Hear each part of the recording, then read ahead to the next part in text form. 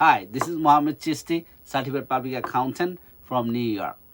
As of December 27, 2024, BOI reporting paused again.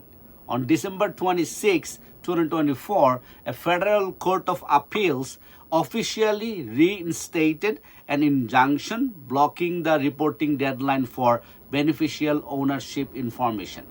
It means that reporting companies are not currently required to file a BOI report and are not subject to liability if they fail to do so while the applicable order remains in force.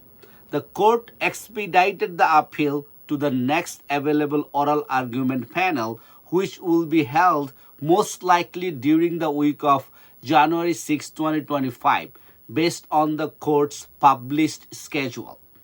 Though reporting companies do not have to submit reports, they may still choose to file. It's optional. They can choose to file, and it was encouraged to file.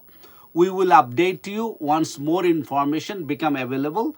Thank you. Follow us for more tax tips videos. If you have any questions, contact Chisti CPA PC 347-515-3858.